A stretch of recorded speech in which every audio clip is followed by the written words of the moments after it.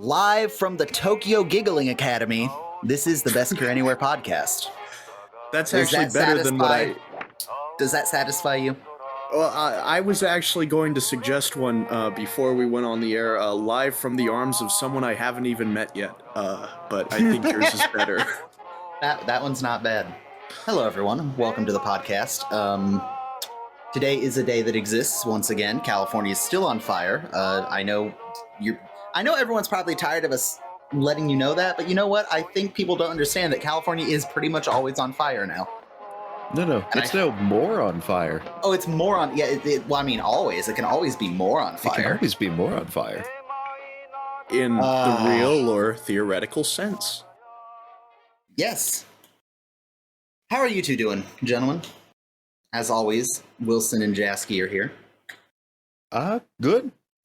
You know, Sunday. It's hot. Yeah. It's Sunday and it's hot. You guys want to know a secret?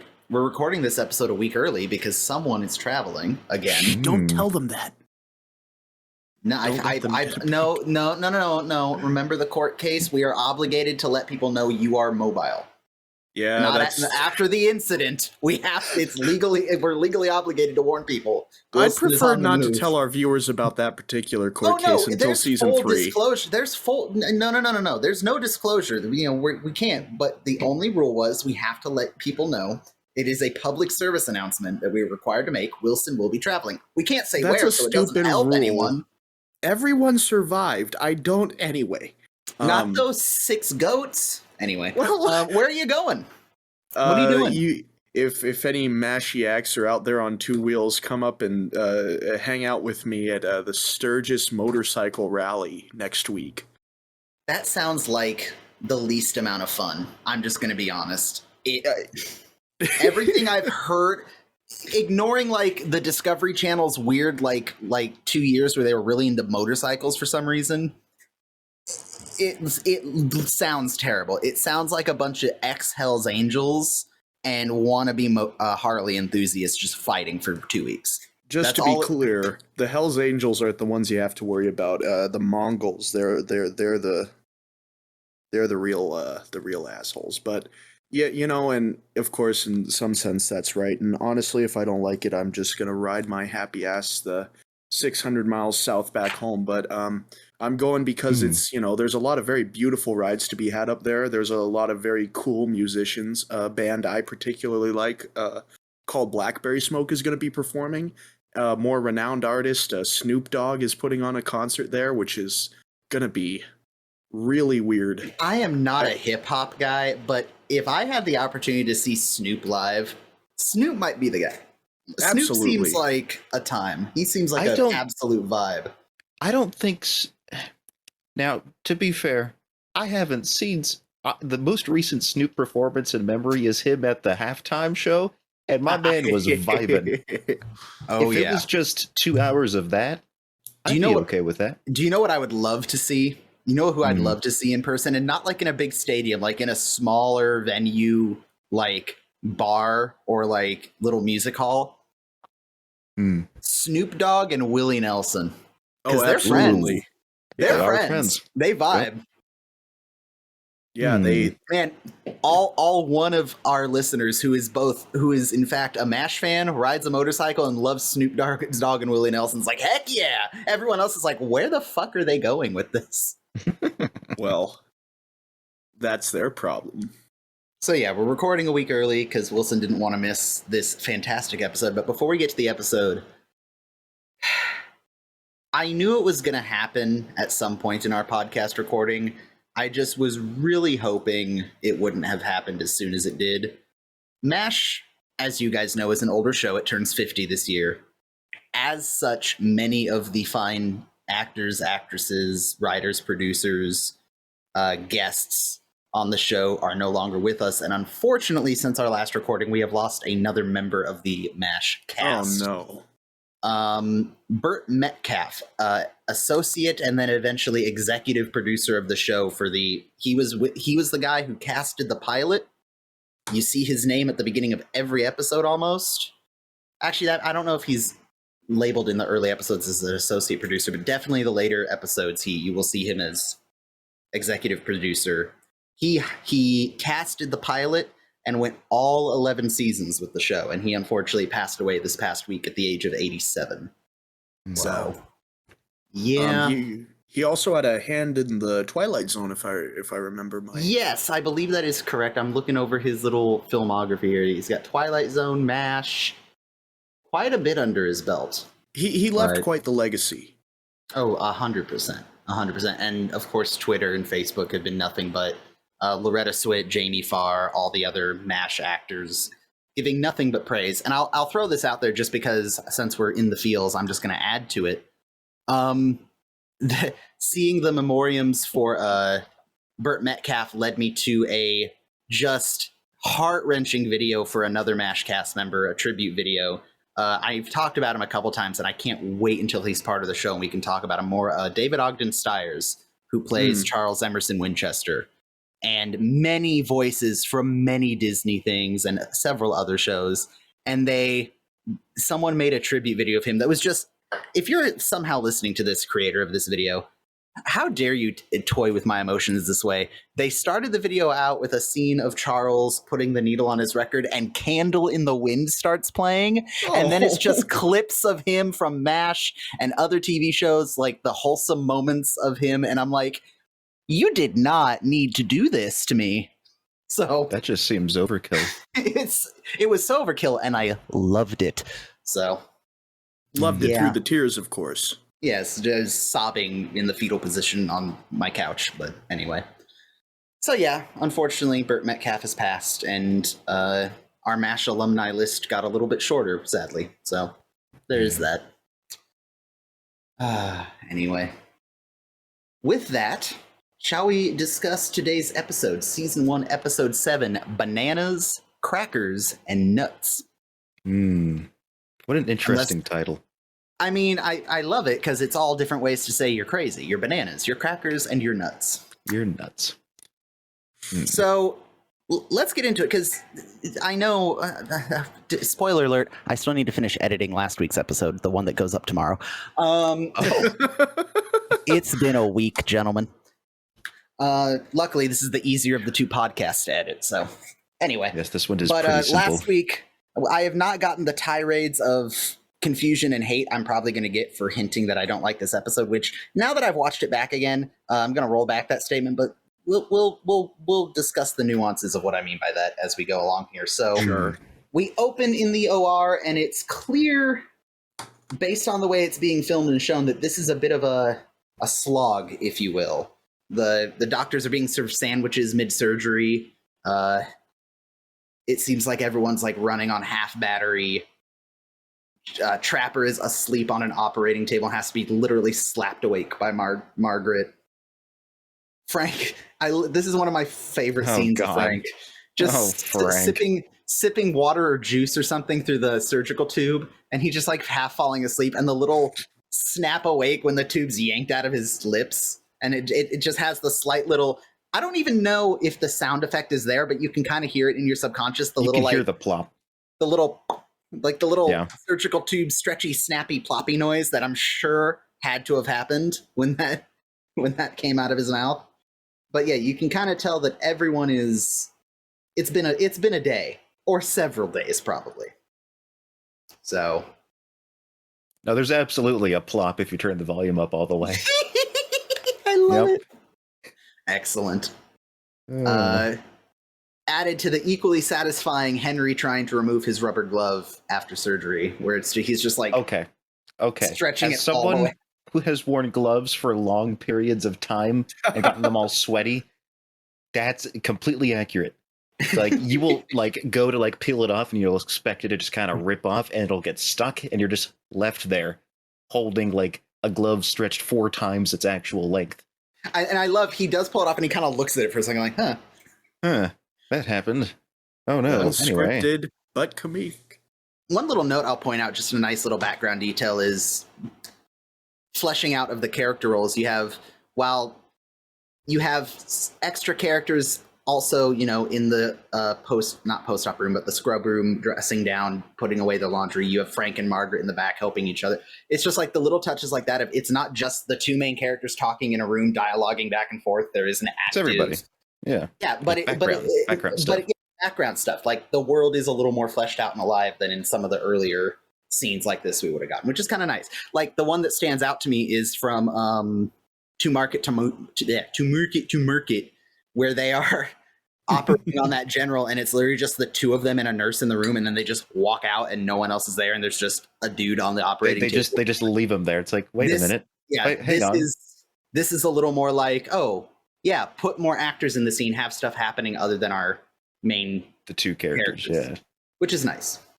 But they're saying how it's been a long session of operating. They get outside, and it definitely looks like this is the first time they've seen the outdoors in several hours, if not, again, days. The nice touch, as long as we're on set dressing, I like, is I'm more or less certain that in, most episodes where they pan across the exterior of the OR, there is a different set of ladies' garments pinned to the board. Oh, always. Which I will be pointing out. I mean, you don't have to, but if you're going to. I like the sound of my own voice a lot, and it gets me in there, so I know. So Radar confirms to them that because he read the report on the colonel's desk, he knows that they're going to have a few days of rest and no surgery, which is good for our boys. They get to relax a little bit, so they head back to the swamp, only to learn the crushing truth that neither of them prepped the still. A cardinal sin. A cardinal sin. Yes. And again, set dressing point out, the still's genuinely empty. There's nothing in the Yep. It is empty. I don't know I don't know the terminology for the anatomy of their homemade still, but the big chamber has no mash in it. And by mash I mean, the mash, not mobile. The distilled concentrate of the TV show. Yes. The distilled concentrate of the TV show. The very essence meta. of Very meta. Very meta. Yes. Fun fact, the title actually comes from the still, not from the mobile that is not Army Surgical Hospital. They came up with that halfway through the show. It's true. Nope. So if we haven't learned anything in the last, I don't know, what year is it? 2022. 6 years. The word fact gets thrown around a lot when it really doesn't mean fact. So no, those are not true facts.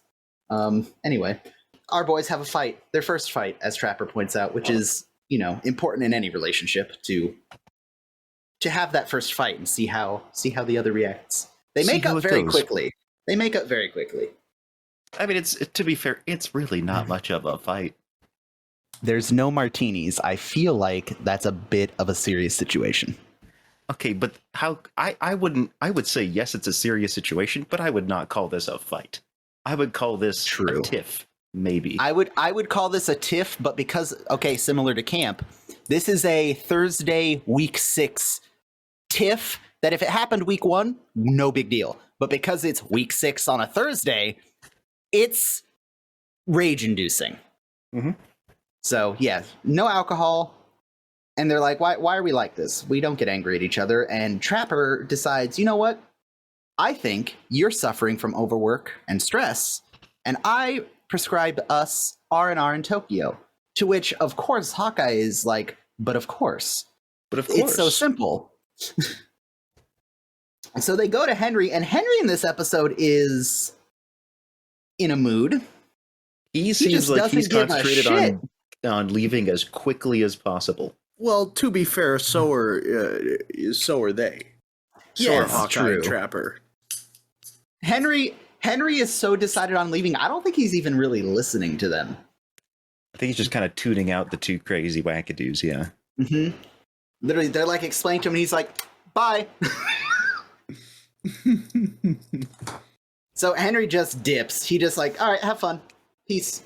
I'm out of here. Which leaves Frank in charge, which leads to one of my favorite little quips about Frank in the entire series. The minute you leave, he turns into instant Hitler. Just add water and stir. Oh, God. Oh, Frank. I had a dream last night that I was asleep and I dreamt it while I was awake. That is also a big camp energy. Yeah. So Hawkeye devises a plan to basically feign insanity. Yes. So we get this montage of Hawkeye attempting insanity, which Okay, let's go along with it for now. Sure. Well, Step one. okay. Here's the issue. Him feigning insanity is a little too close to his normal pranks. Just Yes, but I think where it comes off is he is playing it completely straight. Like, it's not a joke to him. Like, this is genuine. Mhm. I think that's what throws people off. Is like, Mhm. oh, Hawkeye put a dog in the bed and put an oxygen mask on, treat like a patient. Ha ha ha. If he's laughing along, it's normal. If he's deadpan serious and not making it a joke, then it's weird. Then it's it becomes, it's like, oh no. Yeah. It crosses that line. That fine line. So yeah, he has the camp mutt on a oxygen tube, essentially, or a ventilator. It's not even a ventilator. It's literally, I don't think it's an actual piece of medical equipment. I think it's literally a piece of an oxygen mask, some thick, 1-inch tubing, and I think they're called embu bags. I don't know. I'm not a doctor person. we need Tyler. But, Doctor person. But it's like, yeah, it's the forced breathing. You squeeze it to force air in, and Yeah. then it, yeah. You'll see them in later OR scenes when they're trying to resuscitate a patient. You'll see a doctor performing either open heart massage or CPR compressions, and they'll call for bag, and the nurse or the anesthesiologist, anesthetist, squeezes the embu bag. But so yeah, the dog is. Oh, I love the dog's just like, and is the scene done? Have I done it? Okay, and takes it off. Like, he just like, and we're done. And we're done. You got your shot. I'm done. I'm out of here. Hawkeye scorns the advances of Margie Cutler. It's nice to see they still have Nurse Cutler. Yeah, she's still around. She is still around. For Completely how long given is up on anyone's guess? Trapper. Now she's trying to get with Hawkeye. Yeah. That seemed a little weird, but yeah. His valiant fight for her is no more. We have to remember, Trapper is also married, so he's got that going against him. Well, Yeah. so is Hawkeye. Or Well, he was married. No, he's not actually, but oh, no, well, he's then. absolutely not married. They were going to make him married, but they figured between Frank, Henry, Trapper, and Hawkeye all being unfaithful, it was a bit much. Yeah. So he scorns her advances because he's not that, quote, that kind of a boy, which, okay, Hawkeye. Yeah. Sure. He's getting real spicy there. A little too spicy for Hawkeye. And I love the little, I don't really think I've ever truly noticed it before, but the little crowd that gathers. In the background, they're like just kind of staring like, what is happening? Is Hawkeye rejecting someone? What? Yeah. It's just so far removed from the norm of everyday life there. And then we get arguably the funniest scene in the funniest scene in the whole episode. Yeah. Trapper's trying to convince Frank and Margret, because Frank's acting commander at the moment, which is, of course, that Hawkeye needs help. And they say, the last person we need to worry about is Hawkeye Pierce. And enter Alan Alda in a beautiful scene of acting where he is just humming My Blue Heaven, which I do regularly ever since starting this podcast because it's stuck in my head. Eating what appears to be liver, or so he says. Definitely not steak. Definitely not steak.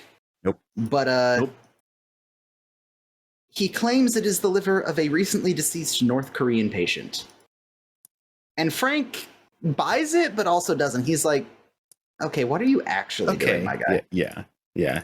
Because I think if they truly believed Hawkeye was eating human liver, like, it would be a little more extreme of a reaction. Yeah, that's a detained by MPs and court-martialed type thing. Not, I think he just thinks Hawkeye's being weird and out of it a bit. I don't think they're genuinely thinking he's committing cannibalism.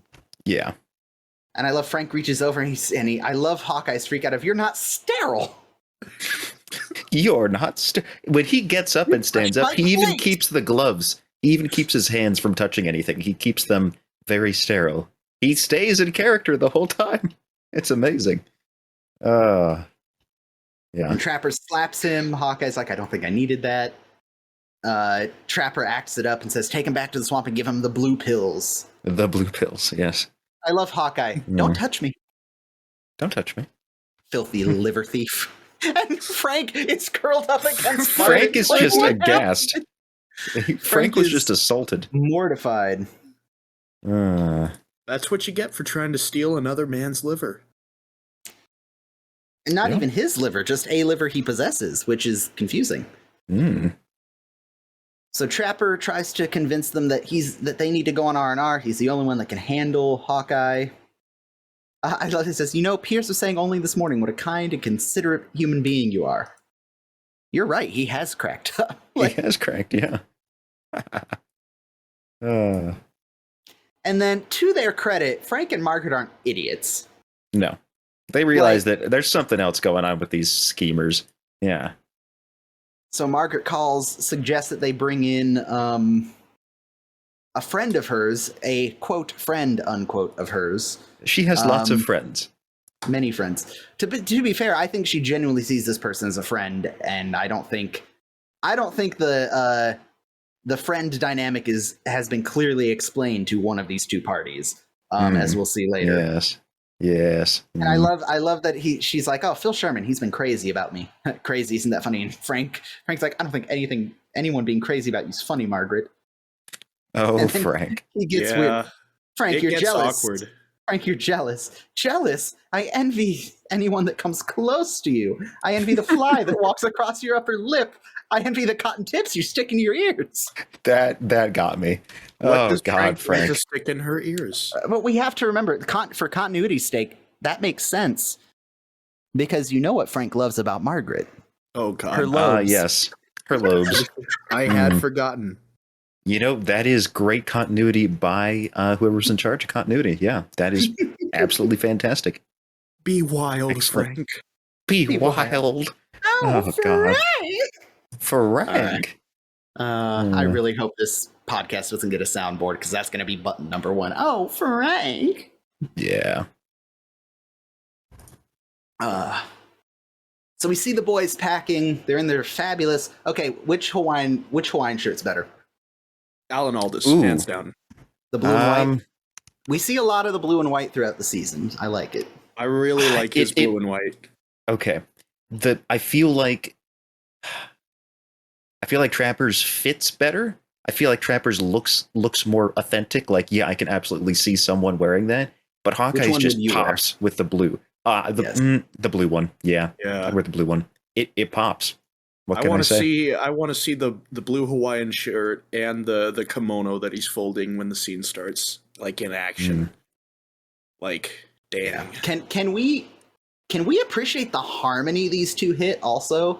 Oh God, they sound really good. My blue heaven. It's so good.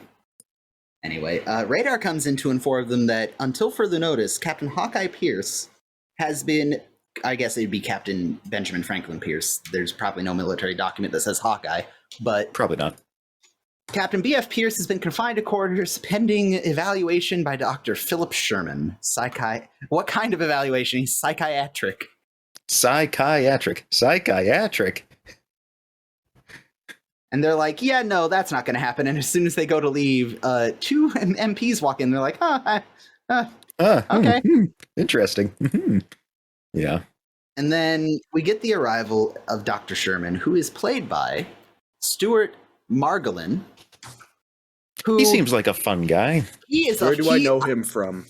He is the thing he did most is various episodes and TV movies of the Rockford Files. Lots of appearances in the Rockford Files. He's also Private Little Joe in Kelly's Heroes. And he's been in a couple other things. Is he still with us? He is. He is still with us. He's born in 1940, so he's getting up there, but he's still here. He is. He's still around. Good. Yeah, anything recently that he's done that I would recognize? He's random. He just plays kind of random side characters in a couple things. NCIS, The Bridge, 30 Rock, an appearance on Saturday Night Live. Yeah, nothing that stands out to me, but I'm sure that there are many people in the audience, again, older than us, who are like, what? Nah, he was in this. And it's like, I'm sorry, I'm young. I can't help it. Yeah. But yeah, lots of episodes and TV movies of the Rockford Files is it, I don't know if it's Angle or Angel Martin. one of the two. But then a bunch of other stuff. He's in a bunch of stuff, and he is. I like. We're gonna get to it. I like the way he plays characters. Especially he plays two different but very similar characters in MASH, and we'll meet another one of them here, I think, in season 2. But yeah, Stuart Margolin. So very good. He comes in. He's Philip. I forgot his last name already. Sherman. Philip Sherman. And as soon as he walks in, Margret. Even Margaret's like, time out, hold on. Radar, Corporal? You go away while I deal with this. Yeah. Like, Corporal, take the captain's bags to the visiting officer's tent. Yes, sir. Ma'am. Sir? That's going to be a regular thing with Radar and Margret. Yeah. Yes, ma'am. Sir. Ma'am, sir? Ma'am, sir? Ma'am, sir. Oh. Okay, side rant. When did it suddenly become not okay to call ladies ma'am? Because I would say currently? yes, ma'am. Yeah, when I was a cashier, I'd say thank you, ma'am. Yes, ma'am. Have a good day, ma'am. And I'd get looks like I called them like words that I won't say on the podcast. Like they'd be like, "Don't call me ma'am. I'm not that old." And it's like, "The fuck? Hey, lady, here's your fucking change." Like, I don't know. I'm ranting now. But I've literally been told, "Don't call me ma'am." It's like I was literally raised by the entire different people, different cultures. Like I don't know, like a regular white lady. No, even just in the United States, lady. different cultures. Like you wouldn't call people some of the things that people say in the South, in the North. True, nope, never, but never. Like, nope. Ma'am, like. I thought it was a pretty common accepted thing that yes, sir, yes, ma'am was like the formal, polite way to refer to someone you don't know. And I would say it is, but we're in an area with lots of funny thinking people. Oh, boy. I would also offer that I usually call women visibly under, 40 miss. I just always went with ma'am because it seemed like the proper generic term without, because I never went with miss or Mrs. because then you're assuming, are you married? Are you not married? Yeah, like, that brings up other complications. Like that was the two things that I knew for sure was it's yes, sir, yes, ma'am. And you never ask a woman if she's pregnant because you do not want to be fucking wrong.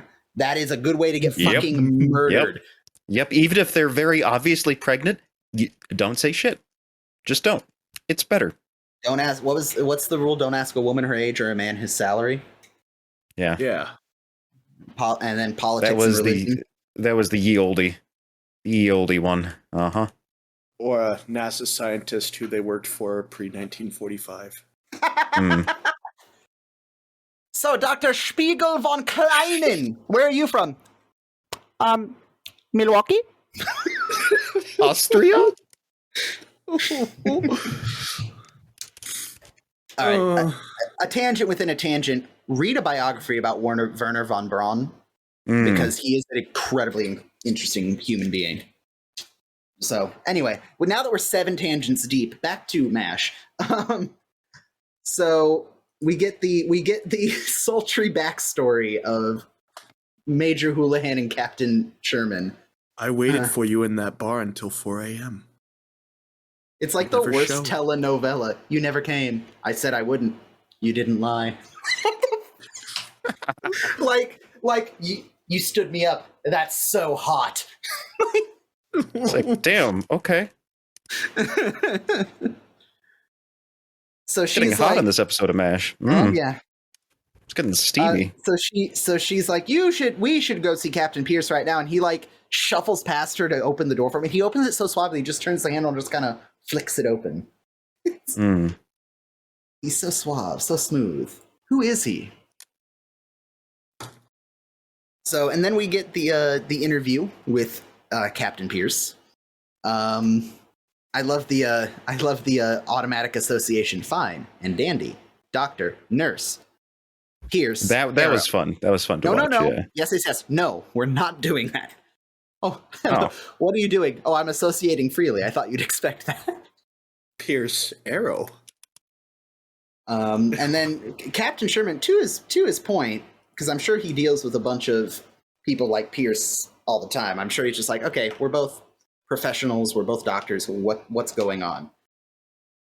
And similar, I'm going to preface this with the similar to Charlie Lee putting on the thick Asian accent to screw with Colonel Blake. Hawkeye knows it's 1950. What's the easiest way to set off the alarm bells of this psychiatrist? Pretend to be homosexual. Because back then, that was an immediate red flag. So that's Hawkeye's shtick is I'm in love, and Captain Sherman's like, that's hardly a reason to explain what you're doing. Well, I think it's because he doesn't know I exist. And Sherman's like, what? He? Did you say he? Yeah. I know. Yeah. And Hawkeye's like, I'm relying on your professional discretion. Ah. So it turns out Hawkeye is lusting after who else? Oh, Frank. Can you blame him? I mean, honestly, those blue eyes, they to be pierce fair, my soul. Yeah, side note, backtracking, Larry Linville's blue eyes are strikingly noticeable in this episode for some reason. I don't know why. That's something I always notice, especially in that straw scene from earlier. Mm-hmm. But so he's explaining that Hawkeye's like, I'm lusting after Frank. It's so hard living in the same tent with him. I sleep with his shaving brush under my pillow, but all he can think about is Margret, hot lips. And I love that he gets in close and he's like, you know, she dyes her hair blonde. I dyed mine black. I think Frank should have a clear choice. That was... Oh, God, yeah. And then Henry just kind of poofs back into existence, too. He's suddenly back from wherever he went, golfing, Tokyo. Wherever that was. Mm-hmm. Out to get cigarettes, whatever. Doll. Well, It's my experience that males in their late 40s, early 50s don't come back from getting cigarettes. We don't have time to unpack all of that, so we're just going to move on. And I love, as soon as Radar's like, oh, Captain Pierce might be, getting taken out of here and, put in a rubber room, and Henry's like, oh, sweet Jesus. Yeah. And then he's like, and I love that Radar, as soon as he knows Henry is like caught onto the gag, he just drops a thought and he realizes, yeah, I'll go tell the head doctor to get into your office. And it's explained to him that if Hawkeye is found to be crazy, he's going to get taken away and they won't have a quality surgeon anymore. And Margaret and Frank didn't hear the last half of that. They just said, Hawkeye, go away. And their eyes light up. Oh, do they? You mean poor, sick Hawkeye? And then Frank, sick. Yeah. You realize Henry, and I love Henry's little explanation of all the, like, quote, practical jokes, unquote, that Hawkeye has pulled on Frank. That was not the best thing to lead with if he wanted Frank to back him up. That's on Henry. Let's be real here. Tell them about the time they sedated you and hung you from the ceiling in traction ropes. I will never forget the terror in your eyes as you fell to the floor. Talk about the time that Hawkeye tied your big toes to your bedpost and then yelled fire. Oh no. So Hawkeye's upset. Like, he clearly breaks character and is like, you are smart enough to know that I was just leading you on. And Sherman admits, oh yeah, clearly you were faking it, but that doesn't excuse some of the weird crap you do. Which, fair. Yeah. Like, he has a fair point. Hawkeye does some weird shit. Yeah. And I love that he's like, yeah, no, we're leaving in the morning. You're coming with me. Like, this is non-negotiable. You need to be... You are maybe on the verge of something happening because you are out of your mind. And Hawkeye's like, oh, I wonder why that could be. I'm only, thousands of miles from home and, being bombed every other day. It's like, also fair. And nothing, of course, sways Sherman's mind. Yeah, Sherman is like, he tries to convince Sherman's like, haven't you ever had like a moment of doubt, weakness, confusion, stress? And Sherman's like, nope, I'm a paragon of mental perfection. And it's like, okay. Interesting. Let's test that. Yeah. And continue for the next 7 love minutes to gaslight the shit out of him. Yep. I love that he waves Radar in and he's like, and Radar's like, this can't be good. He's like, what do you need? A mission you just volunteered for. Oh, I was going to go take a shower. Well, you waited this long. It's going to become a running gag that Radar is a black hole for consuming food and does not bathe regularly. Which, okay. He's me. It's Radar. He's literally me. Radar proceeds to essentially trick. I almost called him by his other character's name. Sherman. His other character's name is Staj, I believe, but spoilers. It's not that big of a spoiler. It's a crappy episode. Wow. He tricks Sherman into thinking Margret keeps looking over at him and is enthralled by him. The boys swap out the signs on Margaret's tent so he thinks he's in the VIP tent, which, it's kind of like, what was the term we were using? It's Lord of the Rings dark in TV land. It's we can see what's going on, but it's assumed that it's pitch black for everyone in the universe. Yes. I love that term. It's Lord of the Rings night out. Meaning like it's like it's dark, but you can still great. see. There's just a source of light from somewhere. There's a full moon that's 3 times closer to the Earth than normal every night. Don't worry about it. Yes, precisely. Sherman comes back to his tent, or what he believes is his tent. Light bulb is quote unquote not working, so he lays down to go to bed. In the pitch black, sure, maybe you don't realize it's not, the VIP tent and decorated as someone's personal space, but whatever. With nightgowns on the wall and a crocheted pillow adorning the top of the cot. Yeah, let's just suspend all disbelief. That is what is required. Margret comes in, like begins Frank undressing. And traction ropes. Yeah, Margret comes in, begins undressing, and Sherman's like, "It's true," which is the creepiest part of this episode. Yeah.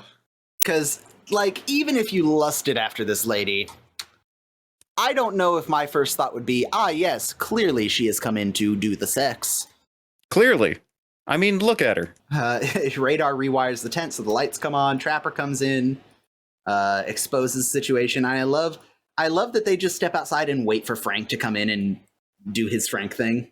And I love Frank comes in with his bathrobe and he kind of stops and surveys the situation and they wave him in. And then Margaret's like, he sprang upon an innocent young girl.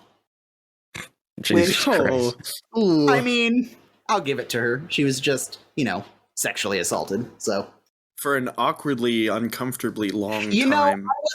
I was deciding whether or not to bring it up, but yeah, I'm not upset that that's the way they shot it because, Hawkeye and Trapper weren't going to let anything actually untoward happen to Margret. Still not a great option that they went with as far as, letting her still get sexually. Not great. Yeah, you may have been overseeing it, but she still was sexually assaulted, which is kind of not cool. But, it's Margret. She's kind of a bitch in the early season. So, plot-wise, fine, whatever. Well, it also means that it was entirely part of their plan to let this happen to about this point. Yeah. It's like, again, 50 year ago standards. It's like, you can play it off for laugh 50 years ago. You can't really play it off as a joke now. And I think that's where we're feeling weird about it. But even back then, I would have been like, maybe cut it so it doesn't last quite as long. Like it kind of went on for a minute with nobody doing anything. They're just like, damn, that's crazy. Anyway, maybe hot take from the host of the MASH Best Care Anywhere podcast here. If you hear someone yell rape and do nothing, you're a shit human being. Yep. I don't know what I would do in that situation, but I'm certainly not doing nothing. I will now step down from my soapbox and continue. Sherman is genuinely confused. I love that he's just screaming like, it was the little guy with the soup. That's one of my favorite things that he shouts. It was the little guy with the soup. It was I've been framed. It was the little guy with the soup. Yeah. All right, but let's get down to brass tacks here. Now that we've seen them all, who has the best robe? Ooh, Hawkeye? Don't bring up the robe thing to me because I still want one. I don't hate the pattern on Frank's. I do like kind of the checkered pattern. It's not terrible. It's not terrible. Yeah. Henry's fits him, but that's about all I have to say. You know, all the ones that are plaid flannel, I would dig a flannel robe. That seems cozy as shit. They're expensive. I know. Don't remind me. I'm so Henry's suits him, I think. Yeah. Henry's is very Henry. That blue and gold, very. The only thing it's missing is like a couple of fishing lures on the collar. Big dad energy in that robe. Robe review. Okay. I'm done. Nobody who listens to that podcast is probably going to get that reference. Anyway. So, Staj, see, I called him the wrong name again, son of a bitch. Sherman. It's Sherman, not Staj. Son of a bitch. Everyone who's seen him in both episodes, like, nah, I get it. They're very interchangeable characters. Sherman says, you know, I'm a very controlled person. And Hawkeye, he's just having gyroscope trouble. And gyroscope trouble, that's all. Henry turns and looks at him and goes, his what? His what? Uh-huh. And then he leaves.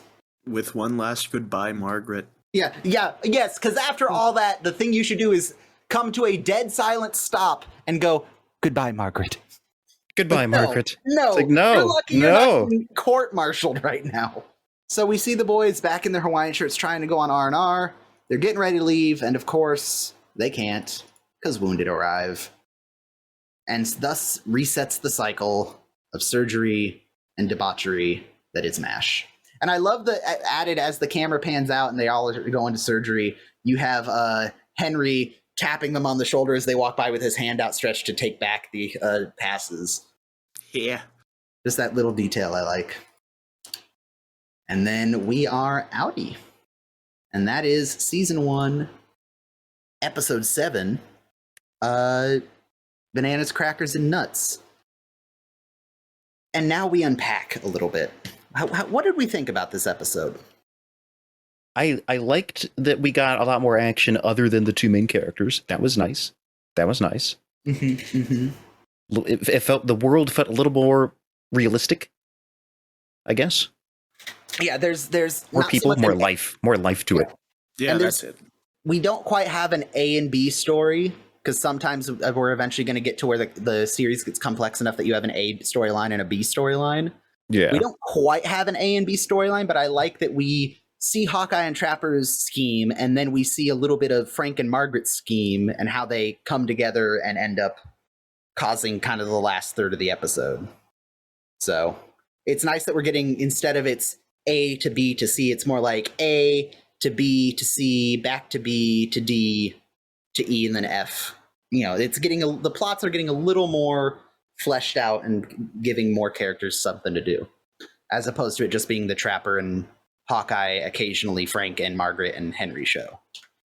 So the jokes are getting better too.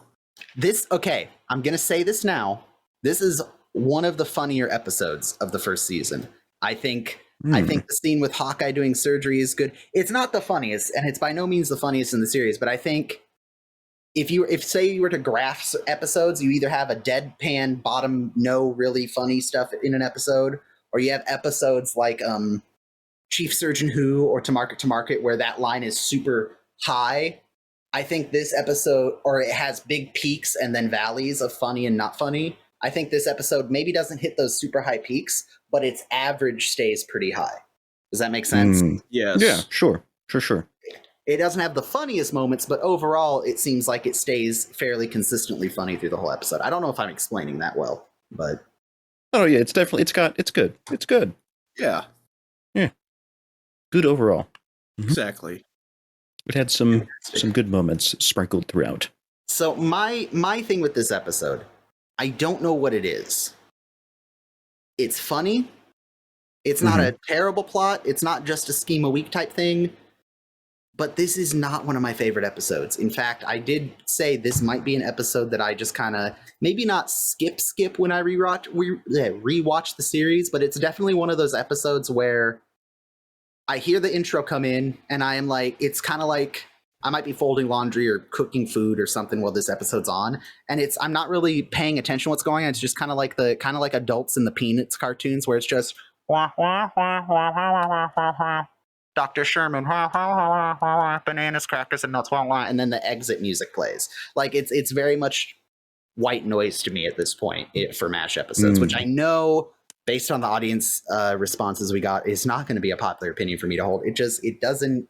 This is one that has worn itself out for me, I think, just personally. So, but again, that's me having watched this episode probably dozens of times. So I don't know how you guys feel about it, because you guys have watched it probably for the first time just now, for all I know.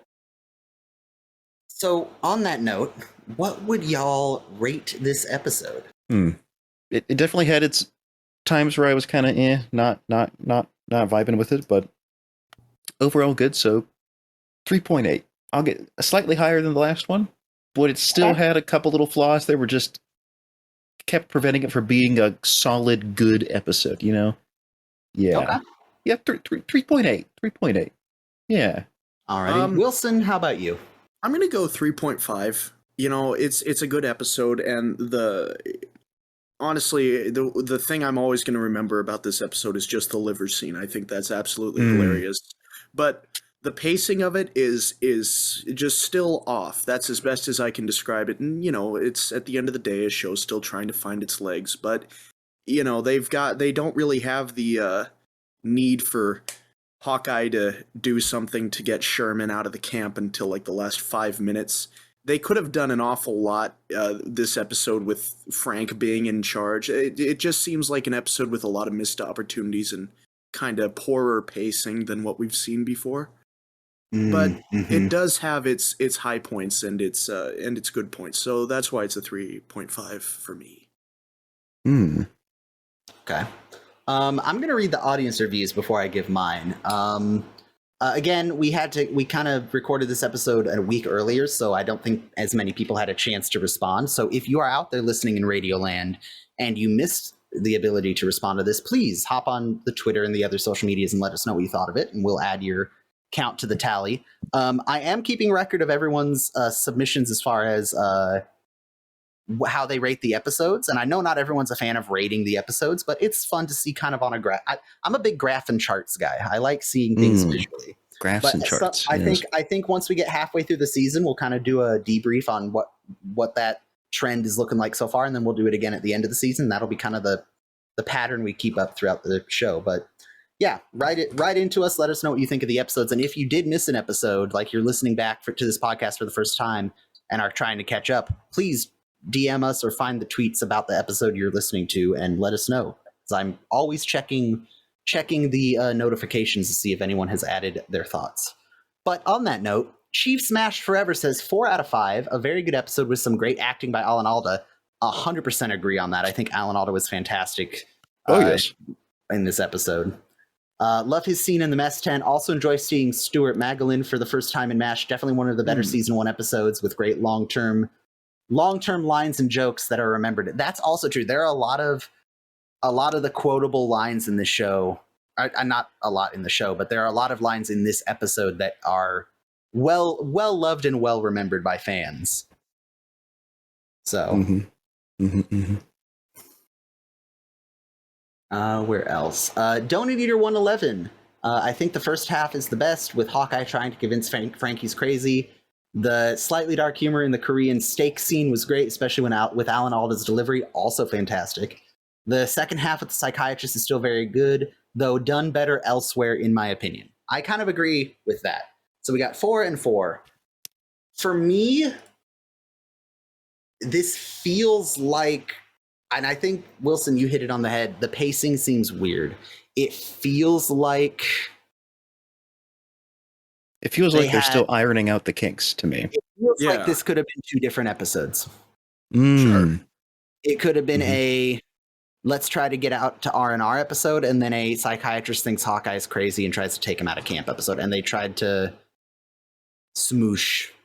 I don't know. It seems like the first half could have been fleshed out into its own episode, and then the after Sherman arrives, that could have been fleshed out into its own episode. I don't know. It just Well, no, that would be really interesting in like one of the later seasons, you know, when the show kind of gets a little more serious to, you know, see a psychiatrist or a shrink, whatever you want to call him, come into camp, and, you know. That seems like a later season's episode. I don't know what episode it is, but I can't wait. And everyone who's seen the episode, everyone who knows the series heard you say that, and they are smiling ear to ear because they're thinking of a character we get to meet who shows up for more than 1 or 2 episodes, and he is arguably my favorite non-main cast member in the series, but we will get to him when we get to him. Okay. Right. Okay. I'm so excited. You saying that, it's got me so excited now.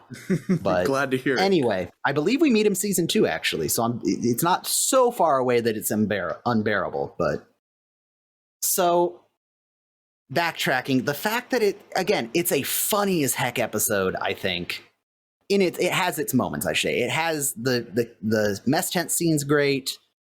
Hawkeye pretending to be crazy is pretty good. I don't know. This episode has just lost favor with me after seeing it so many times. And again, that's where my bias for having watched the series so much kind of works in reverse. So I'm going to actually give this a 2.5. Isn't that what I gave the last episode? No, that was, you went back and gave, that episode. Yep. The Moose. Yep. You went back and gave the Moose 2.5. But yeah, it didn't. This episode does not age with me as well as it does with other people. And again, I know that's going to be an unpopular opinion to hold. But that's okay, because I already know some unpopular opinions about later episodes that people really don't like that I really, really do like. So I'll just be a source of confusion and controversy for everyone. But perfect. Yeah, so 2.5 for me. Not that it's a bad episode, not that the acting's bad. I just think this is story-wise and pacing-wise a very weak episode. Still very funny, still has great comedic moments and acting, just it wears on me personally. Sure. So yeah, that is Bananas, Crackers, and Nuts, gentlemen. Our next episode, episode 8, I really should know what all these episodes are by now. Cowboy. Oh, the cowboy. This is a fun episode. I love reading the episode titles and then thinking, man, if you have no concept of what that episode title is referring to, you must be so confused. But no, Cowboy is an excellent episode, and I'm excited to talk about it. We'll get to talk, and we'll also get to hear Wilson's stories of Sturgis, because that's you should be back by then, I hope. Oh, I will be. Yeah, if I make it back. Dun dun dun. Oh, I did forget to mention. Maybe I'll say this right now, and I'll squeeze it in somewhere. So this is our 7th episode watching the show, our 8th if you count the first kind of primer episode. That means we are in the top 1% of podcasts, technically. Because most podcasts, Peter, the average number of episodes across all podcasts made is roughly 7. Wow. So we are above the average where people typically stop making episodes of their podcast, either because it was just a little passion project or a side hustle thing that they started but never committed to fully. So yay! We're in the top 1%. Yeah, look at us. But I will say once again, rest in peace. Many happy memories to Burt Metcalfe, the people who worked with him and his family. Thank you so much, Mr. Metcalfe, for giving us this series and being a part of it. The time has come for us to say sayonara. My heart will always be yours for eternity.